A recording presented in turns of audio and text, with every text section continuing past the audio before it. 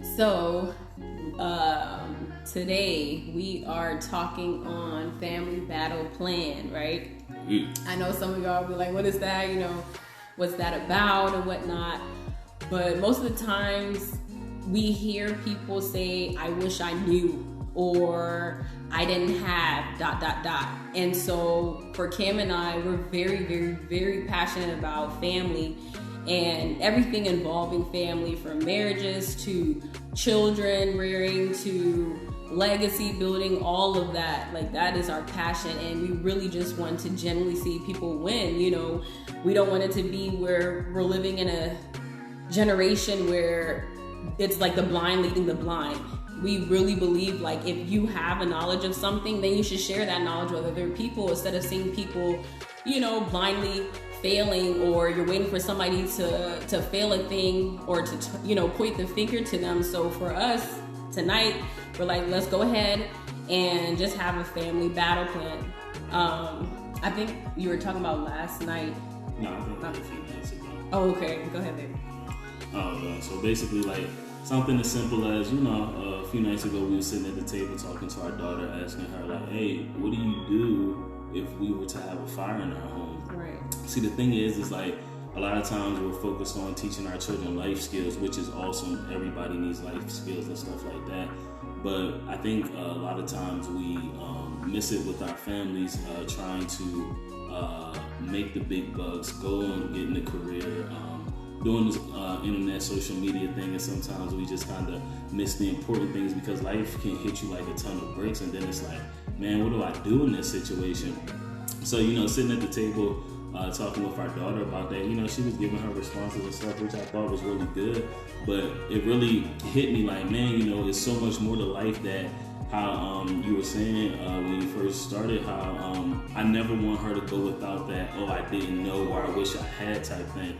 So tonight we're just going to dive into some situations that may pop up that, you just need help with, or you just never even thought about, to kind of have your family battle ready, or how to really combat that. So ultimately, you should want your family to move in unison as one in every situation, because situations are going to come against you and your family. They're going to want to stop the mission and the purpose that you and your family have for each other.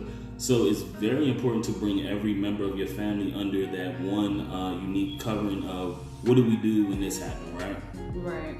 So I know, and a lot of this it's from personal experience, and that's like the best teacher, experience is the best teacher here. So like for us, one of the things that had to be implemented in our battle plan was our finances. What happens, or what will we do if a financial situation comes up? Do we have a savings plan to put, or not a plan, but like a savings? You know how you have your checking and savings. You have a savings if something comes up, because we can't predict what's gonna happen. So it's like, okay, I got a flat tire, or your child got sick, or like for example, Cam hurt his finger. I think it was your finger or your hand or something like that during work.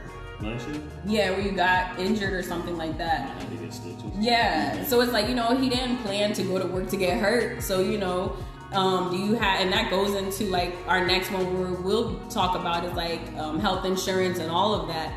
So with the finances, going back to that, it's, you have to just be proactive, so you won't be reactive. You won't have to wait for something to happen. Oh my gosh, I wasn't ready for this thing to happen, or, it kind of threw me, or whatever the case is. And so we had to put that in. Finances. Do we have a savings plan?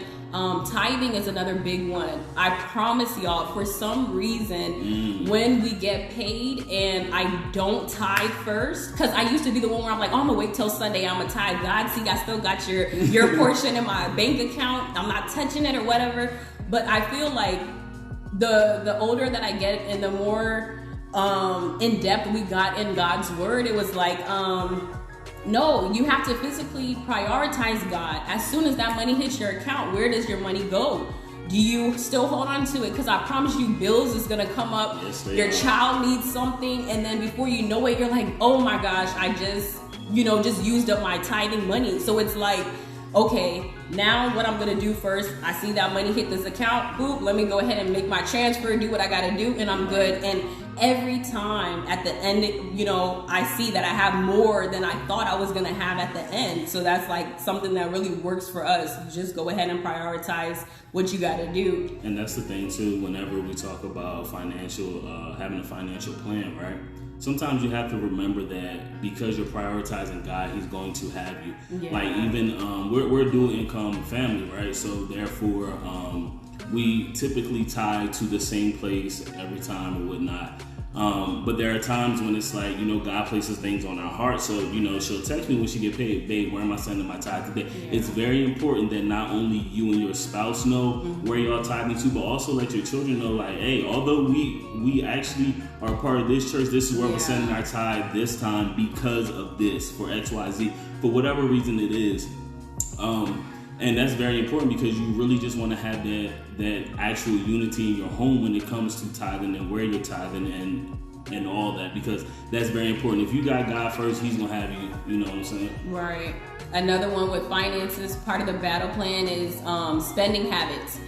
We have to, you know, I believe in retail therapy sometimes or whatnot. I like to eat out. And he loves to eat, yes. So it's like, okay, is this a want or a need, you know? And it's like, budgeting and all of that, and sometimes it does sound overwhelming, but once you kind of get the hang of it, you know, it becomes your routine. And then also your children see that, okay, well, mommy and daddy's not gonna just, you know, spend all the time just because I want this new toy, I want these new clothes or new shoes or whatever. They're not just gonna buy it, you know what I mean? It used to be bad. Remember with Neville, like whenever we go to the store, she would always ask for something, but you used to always give it to her. Did. And I would be like, yo, like we gotta calm that down, because every time we walk into the store, oh daddy, can I have this toy? And we're looking like, dang, you know, we actually got bills. Like, baby, I truly love you. I really want to give you this, but right now. So even at a young age, we had to explain to her, like, hey, this is what we're moving forward to. It used to be where it's like, earlier on in our marriage, I used to go back home a lot to Maryland. And, you know, we would have to save up for it. And then she loves going back to Maryland. Yeah. But she will always want a lot. But I'll have to tell her, like, hey, we're actually saving to go to Maryland. Remember, you want to go to Maryland and stuff. And she's like, okay, yeah, you know, I think I can wait. But she's also the type of person who we've also, with certain financial issues, we taught her to save and opened up her savings account. So I remember she was like maybe 5 or 6. And, you know, children, they listen to your conversations. But anyway, she would come and be like, well, you know, mommy and daddy, I have some money I can give it to y'all. So already, you know, you've already implemented inside of your family, like, hey, we're going to pull together and stuff. And then that just goes back to the thing of like, when we are in need, who do we ask first? Right. And even the Bible tells us, you know, like, you should really ask your family first before you go to the church, because although the church is there to aid, it's not the church's responsibility, right? So the word tells us in 1 Timothy that he who doesn't take care of the members of his family, especially those in his household, they have already denied the faith. So therefore, if you're not asking within your family, and you know, you're like, family, like, man, I got you this, that, and that, but then you're going straight to the church, you're putting a burden on the church, and that's not needed when you have family. And that's something, because, I mean, like how Kim was talking about earlier, how I would just go ahead and buy stuff for Nevaeh.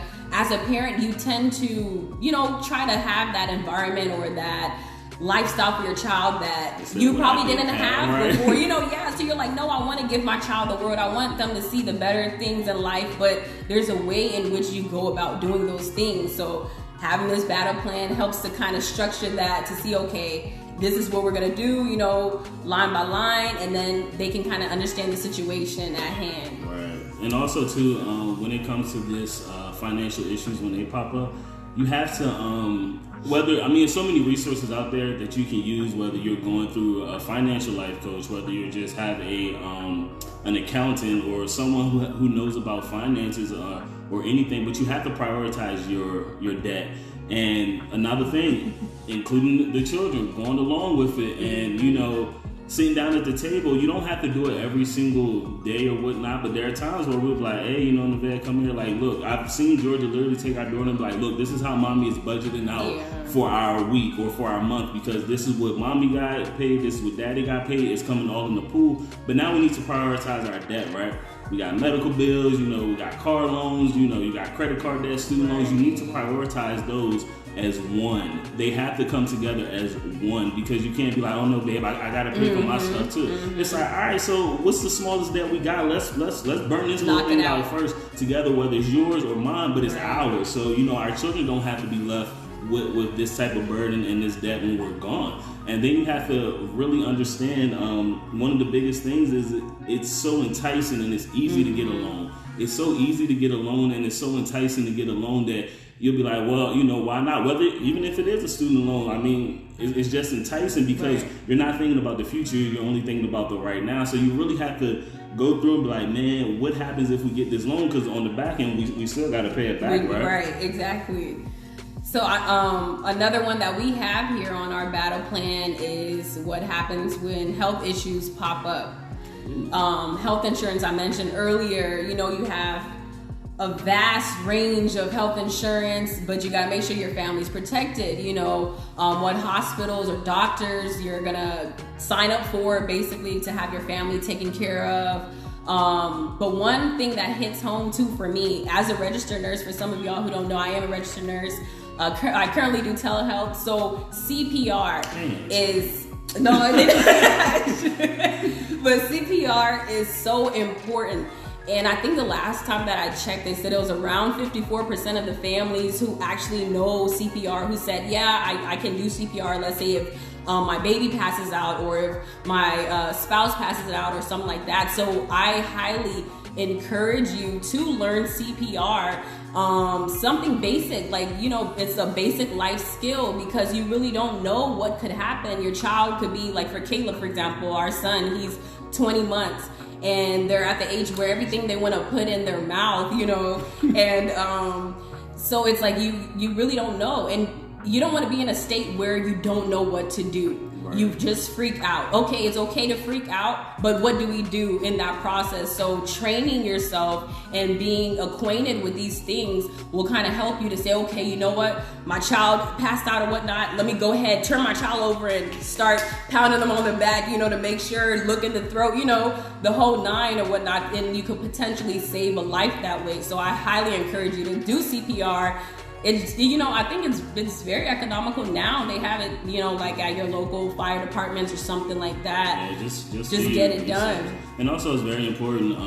Like I was explaining to her, she is CPR certified and she is a nurse. It is important because we do have an older daughter and a younger child. It's very important that you teach them as well, because we don't always have eyes on what our children are doing and stuff like that. But as siblings, they play together, and you would want them to kind of know what to do, whether it's take the first action, call mommy and daddy. Like, even I asked Neville one day, I'm like, what would you do if, all of a sudden I passed out, Right. That's something that we have to continue to put into our children, because when mommy and daddy get sick, it's like everything in the house shuts down. So it's like, how do we continue to allow our children to not be so worried or just going astray when we're not feeling well? So you have to include them on the health side of things. If I get sick, if you get sick, know what they're allergic to. Her and the vet, they're allergic to peanuts. Peanuts or just nuts? For me, peanuts. But Nevaeh, she's the whole thing. She can't. Yeah. So it's like just having that basic knowledge of where to move with your family is very, very important, because you don't want somebody coming over. You don't want nobody giving your child something. Right. It's just a reassuring thing, when it comes to the whole health thing. So we have so far is what happens when finances come up. The second one is what happens when health issues come up. And these, like we said, you can kind of curtail your family battle plan to your situation. So thanks, Sherry. And so we could, for us, this is what we worked with, right? So for us, the next one is rules of engagement. In the military, we call it ROEs. And I know a lot of y'all would be like, everything always equates to the military this, military that. But the military was a vast part of our lives. And we must admit, the military is more than going to war. It's the training and the conditioning of something, so that when you're in the line of fire, or you're in a situation that wasn't predictable, you can actually go ahead and use different tactics or different means to protect yourself or save a life, in that matter. So when and how to engage, and at what level of force? Can you go ahead, babe? Yeah, so this one is very important, because you're going to deal with conflict, whether it's in your home, whether it's on your job, at church, at the supermarket, wherever, you're going to deal with conflict. But the main thing is to allow the family unit to move as one, to understand how are we going to engage with this. Right. We're not, well, for us, we're not going to lead with our emotions, because when emotions spark, it makes us either say something or do something that we're actually going to regret. True story, a few weeks ago. Oh, Lord. Don't tell us. We're literally in Walmart. Georgia's behind me and the vans were walking, and she's pushing Lord. the cart. I don't know what happened. I just know her and some dude got into it. So, I had to turn around and, I shut all that down. But, things kind of got real muggy with the situation to where, we saw the couple again. And I felt so bad because he had his daughter with him, his wife, and the little girl was like 2, Nevaeh, she was there with us. And I literally told George, I was like, man, I got to go apologize to him. So I went over there and I apologized to him, because I was like, I never wanted to be where our children see us interacting with anyone like that. Had she taken the time to kind of, calm her nerves and I kind of blacked out. That's the thing, though. You did. And I didn't even see the little baby. I forgot Nevaeh was there. All I knew is he was getting loud, and I don't know if some of y'all can feel this too, like when you get mad, like you literally feel yourself kind of getting hot and, shaking and whatnot. And before I knew it, I was like, but that's the thing. We don't want it to be like, for us, we're not going to lead with our emotions. You can't. We need to learn how to negotiate in the situation, how to handle, especially when our kids are around, because the thing is, Sherry, I agree conflict is healthy, but at what level is conflict healthy? Because that situation that happened at Walmart, that was not going to be healthy at all for nobody. Right. So, we literally had to, when I went and apologized to the dude and stuff, I apologized to him, his wife, and, I told him, I was like, I see you have your daughter, I have my children, we need to raise the next generation to not kind of just be so reactive because our emotions dictate it. Remember something. Emotions don't think, they can only feel. And because they're feeling everything, like how she was talking about, this is how I feel, this, that, and that. Nah, but she wasn't thinking, because what you didn't think about, had I really been that way, dude, I could have been locked up. But my whole thing is so we have to continue to remember, we have to show our kids how to respond, because they're going to school, they're around the kids who don't really have that same type of training.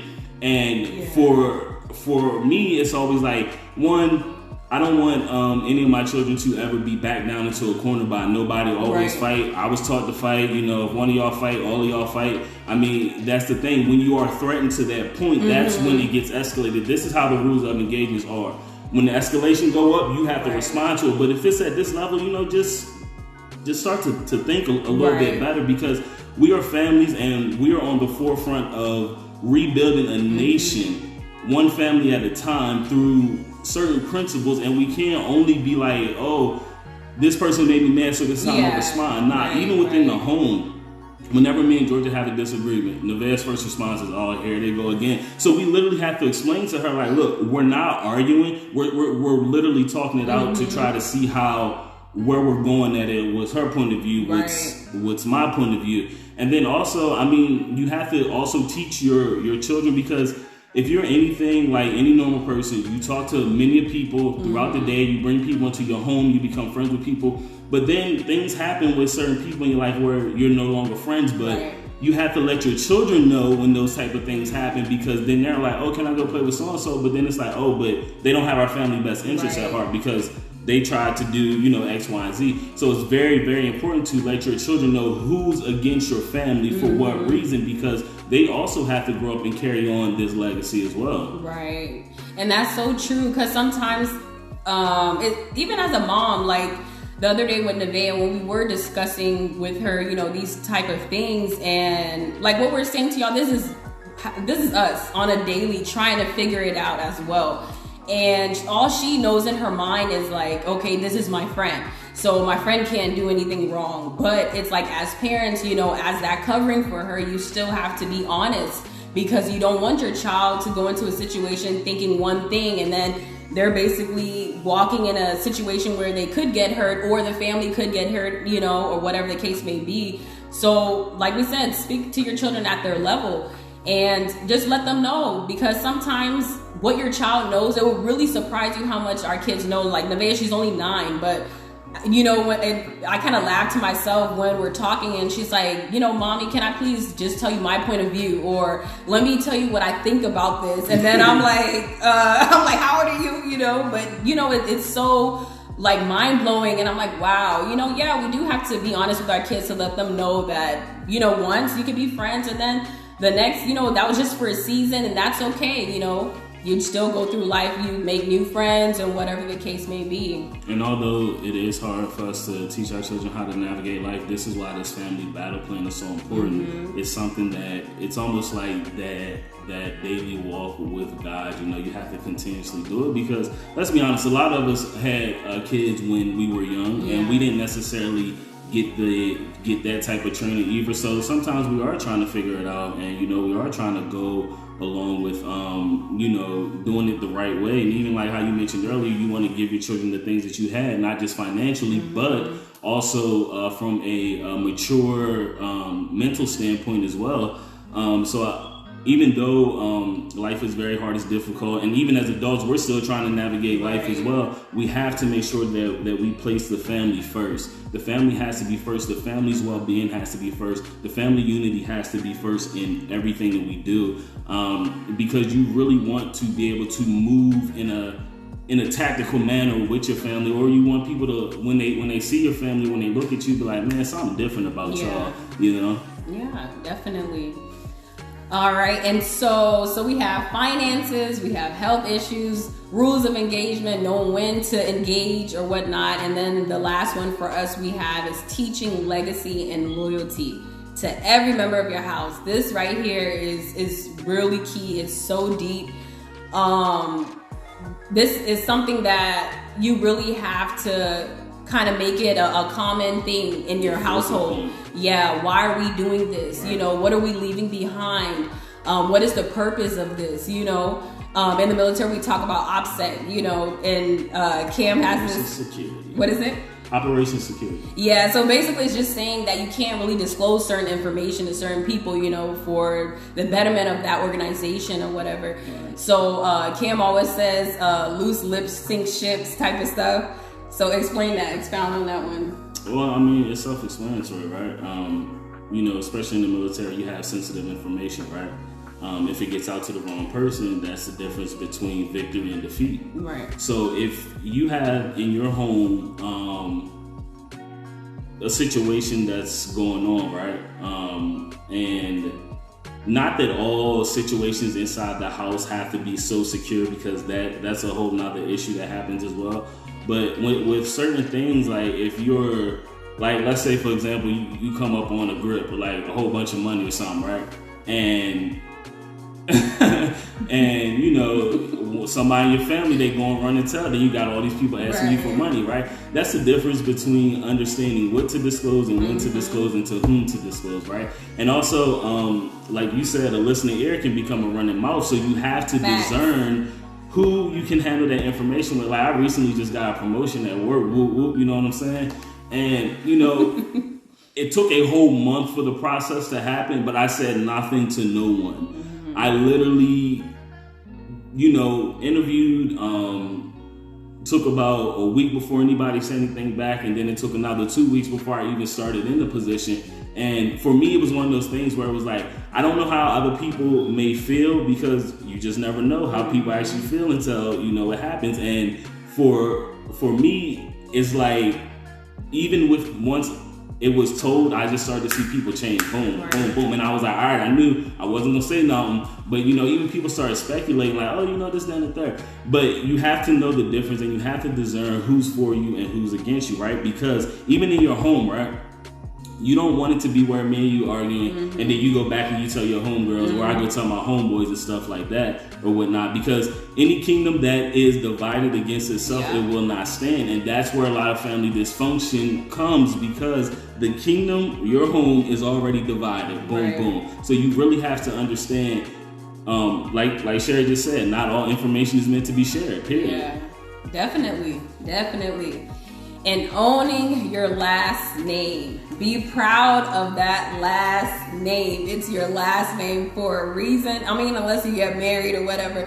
But initially, own that last name. You know what I mean? So it's like what we do, and I like to equate, things with what I do on a daily. So when we have a patient and we want to know about that patient, we do a medical history, and sometimes we do, blood tests and stuff like that, because the blood would tell a lot about a person. Wow. So this is how we're like, okay, we can implement this in a battle plan, because what does our bloodline say? What does our bloodline represent?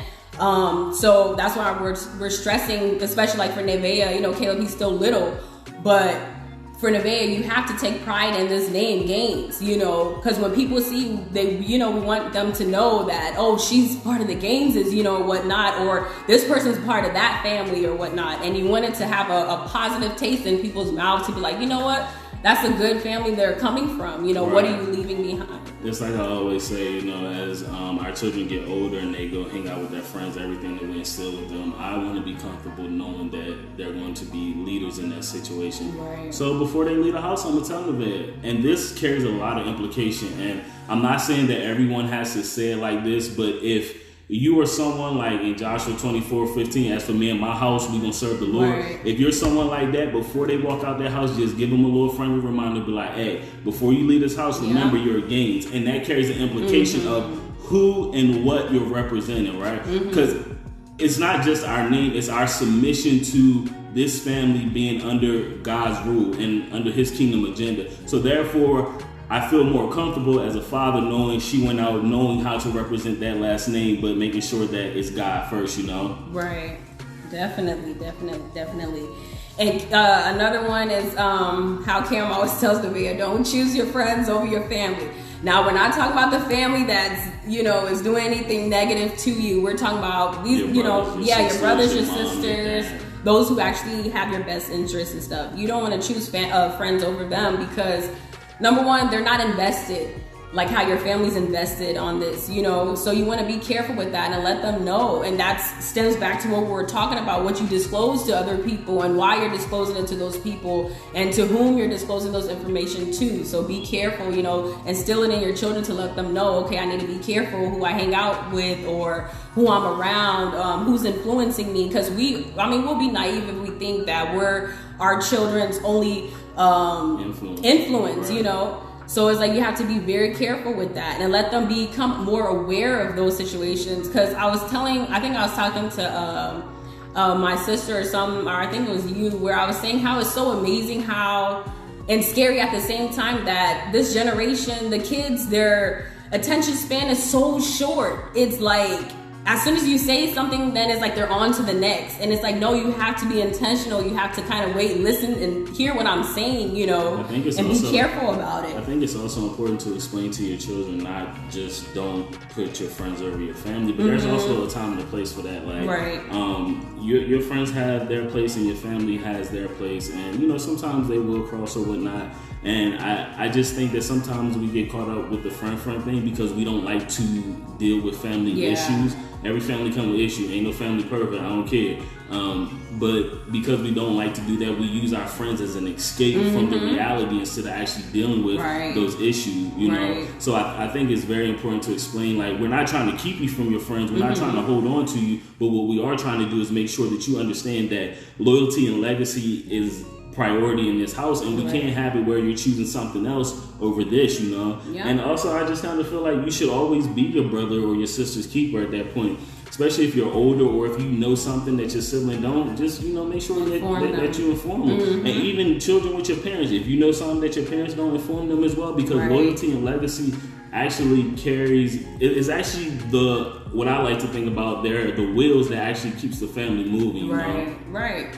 And what's coming to mind is secrecy. You don't want to start having secrecy within the family, because it's just going to bring more drama. And, we're not about that. We're here trying to establish well-functional families that's winning, that you can talk, that, you have effective communication. If you feel a way about something, don't, hold it in. Tell your family members, talk it out, And that's the thing. Every family situation should be brought in a respectful manner so that we can really get to the root and stop picking at the fruit. Yes. Because too many situations is happening where we're not trying to get to the root cause, but everything that's a factor and result of it is just the fruit from that. So it's easy. It's easier, because it's low hanging fruit, so you can just grab it off and do what you want. But until you dig that root up, you still gonna have all these weeds in your life. Right. I didn't know you was preaching tonight. You didn't even tell me. I would have put on my preaching cap too. But yeah, that is so true. Like, I mean, hey, this is your family. And then the last point for this one is do not sell your grandmom, your granddaddies, your daddies, your mama. Don't sell their land. Listen, the family has to have something to fall on. It has to. Ultimately, don't sell it because you're trying to have a quick come up, right? Don't sell it because you really need something to walk in. I'm like, we're not trying to leave debt for our children, but at the end of the day, when it's all said and done, we want to be able to have our children to have something to walk into, right? So don't sell those things. Don't sell the land. Don't sell the house. I don't care what condition it's in. Don't sell it. Improve it. Because what we need to start doing is having and taking pride, because that alone is a legacy, right? Real estate. Real estate is a legacy. You have to own it. And this is the thing. Even if we have a family business, it doesn't necessarily mean that our children have to take over it. Right. What that means is you don't have to labor in this business, but what you do have to do is you have to oversee this family legacy once we're gone. So that's why it's important. Don't focus on the business more than you focus on the legacy. If your legacy is to inspire either families, marriages, or any type of mental health, single women, single men, whatever your legacy is that you want to leave, make sure that your children are able to uphold it as well. Right. That's something. That's so true, because you will find some people who are kind of saying, well, like, to be honest, you have cultural things where a family would want their child to be in the medical field, to be a physician. You're not noticed or you're not respected if you're not a doctor. But that could be something that is not part of their, their purpose in life. However, a way how you can do it, once again, having your family battle plan, is to kind of go and say, okay, God has given you this gifting in this arena here. What can we do to kind of incorporate that into this legacy here that we're building, so that you won't make your child feel like, oh, I'm incompetent, I'm different, I'm the black sheep, I don't belong. We're bringing them all together to say, okay, let's see, how can we do this? How can we, include this, or we can adjust this, or whatever the case may be. And also, when you start to sell off certain things of the past, you're literally selling your history. And when you sell your history, you no longer have your identity. Yeah, we'll always have our identity in Christ, but we all need something tangible. So when you start to sell those things off because you want now to have it, or you want now all the material thing, you're literally selling your history. And then your children have nothing to pull from. You have nothing to pull from. Your siblings, your extended family, nobody has anything to pull from. And I think one of the biggest things you can tell about a family's legacy is if a particular person in the family died and you watch how the family responds, whether they continue to talk or not, or whether they start to stray away, you can tell that that legacy is diminished. Oh, Lord. That is very, very important. And a lot of people need to remember that. Yes. You need to know that certain things, because a lot of people don't have anything anymore. Right. Everyone's starting new. Everyone's like, I'm starting new because, mom, dad, granddad, and whoever else, they didn't leave anything for it. That's fine. I'm pretty sure if you looked hard enough, there's something for y'all to hold on to. You just got to start to think, plan out, and execute. How are we going to continue this? Right. Definitely. I love this topic so much. As y'all can tell, the passion in our voices. I mean, it's so much that can be said about this one thing, because one decision can mess it up for so many generations after you. So you have to be very, very careful in how you're dealing and how you're moving and stuff like that, and be open and honest with your family about it. So with all this being said, we want to kind of give y'all a little task to do, where you can create your own family battle plan, whether you take a picture of you and your family at the table, on the floor, in the car, wherever, and you can tag us to let us know that you're in the midst of creating your family battle plan, and we will love to see it, you know, and just let us know what other topics and stuff like that you want us to kind of touch on and what. So this thing, like, I don't know if anybody's ever heard of the Rothschilds. The Rothschilds are a very, very rich family through real estate. They're Jewish and all that. One thing that I learned about them is the granddad, whoever, great, how many ever generations ago, he used to gather all his family around every Sunday, and he used to teach them and discuss them the things about finances. When we're having meetings Monday through Friday because of another man's vineyard or whatnot, or in another man's vineyard to excel their business and stuff, but we're not doing that with our family, we've already failed the legacy, and we've already failed the agenda of God. Start to have weekly, monthly meetings with your family about where y'all are going. So just like Georgia was saying with the assignment, if you don't have a family battle plan, just go create one. If you don't have a family seal or anything, go create one. If you don't have a family verse or scripture, go create one. Your family has to have tangible things to grab onto in order to execute these things in the earth. Definitely. Because we don't, like we said at the beginning, we don't want families walking around here saying that I wish I knew, or I regret this happened, or, you know, how can I change this? You know, the thing is, we're trying to establish a place where people can find solutions. We don't want it to where, we don't want it to be where people don't know what to do or how to, you know, maneuver in life. You can do life. Don't just let life happen to you. You can be intentional. You can be proactive. You know, you can just, you know, ask God and say, you know, Lord, help me in the places where I'm lacking, you know, so that we can tell our children that when they are in the face of something, that you don't just kind of shut down, you know, you teach them how to react to these things. So that's what we're encouraging y'all to do as we do it alongside with you. We just want to see everybody win. Right. Are we good to close? Yeah, we good. Okay. All right, y'all. Y'all be blessed. Y'all be safe, and we'll see y'all next week.